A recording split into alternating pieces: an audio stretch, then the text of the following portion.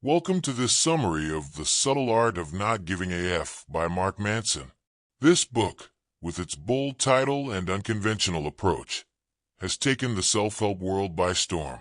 Manson, a popular blogger and author, challenges the traditional self-help advice of always being positive and striving for more.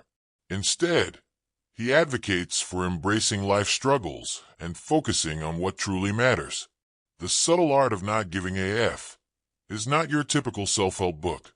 Manson's approach is refreshingly honest and, at times, brutally blunt. He argues that the key to a good life is not about caring more, but about caring less, about fewer things. He suggests that we should carefully choose what we give our FS about, focusing only on what is truly important and letting go of the rest. One of the most impactful quotes from the book is, "The desire for more positive experience is itself a negative experience." And paradoxically, the acceptance of one's negative experience is itself a positive experience. This idea flips the conventional wisdom on its head, suggesting that our constant pursuit of happiness and success can actually lead to dissatisfaction and stress. Instead, Manson encourages us to accept our flaws and limitations and to find joy in the struggles and challenges of life. Manson uses a variety of examples and anecdotes to illustrate his points. One memorable story is about Charles Bukowski, a famous writer who was a chronic alcoholic and gambler. Despite his many flaws, Bukowski found success by embracing his true self and not caring about societal expectations. Manson uses Bukowski's story to highlight the importance of authenticity and self-acceptance. Another powerful example is the story of Dave Mustaine, the lead guitarist of the band Megadeth. Mustaine was kicked out of Metallica just before they became one of the biggest bands in the world. Despite achieving great success with Megadeth, Mustaine always felt like a failure because he compared himself to Metallica. Manson uses this story to illustrate the dangers of comparing ourselves to others and the importance of setting our own standards for success. Manson also discusses the concept of the feedback loop from hell, where our negative thoughts and feelings create a vicious cycle of self-criticism and anxiety. He suggests that the key to breaking this cycle is to stop caring about things that don't matter and to focus on what truly brings us joy and fulfillment. One of the most thought-provoking ideas in the book is the concept of the responsibility/fault fallacy. Manson argues that we often confuse responsibility with fault, believing that if something is not our fault, we are not responsible for dealing with it. However, he suggests that taking responsibility for our lives, regardless of who is at fault, is the key to personal growth and happiness. Manson's writing is engaging and often humorous, making complex ideas accessible and relatable. He uses a conversational tone and plenty of anecdotes to keep the reader engaged.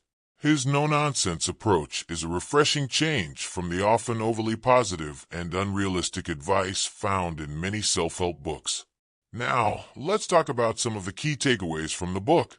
One of the main messages is that we should focus on what truly matters to us and let go of the rest.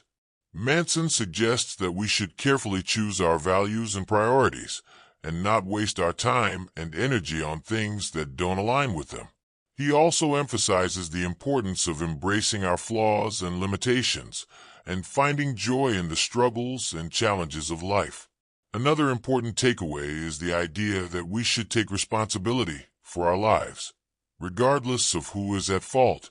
Manson argues that taking responsibility for our actions and decisions is the key to personal growth and happiness.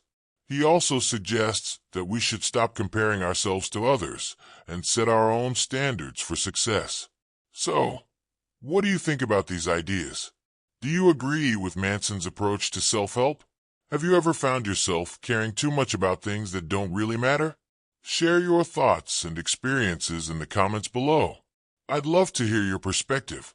If you're intrigued by these ideas and want to learn more, I highly recommend reading The Subtle Art of Not Giving a F. The book is full of insightful and thought-provoking ideas that can help you live a more fulfilling and authentic life. You can find the link to the full audiobook and the book in the description below. On a personal note, this book has had a profound impact on me. One of the most powerful lessons I've learned is the importance of embracing my flaws and limitations. For a long time, I struggled with the idea of perfection and constantly felt like I wasn't good enough. But Manson's book helped me realize that it's okay to be imperfect and that true happiness comes from accepting ourselves as we are. Another lesson that resonated with me is the idea of taking responsibility for my life.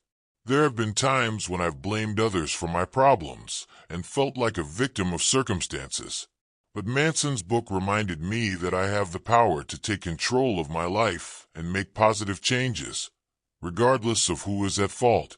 I hope this summary has given you a taste of what the subtle art of not giving a F has to offer. If you're looking for a book that challenges conventional wisdom and offers a fresh perspective on self-help, this is definitely worth a read. Don't forget to subscribe to our channel for more exciting book summaries, and let us know in the comments if there are any books you'd like us to cover next. Thanks for watching.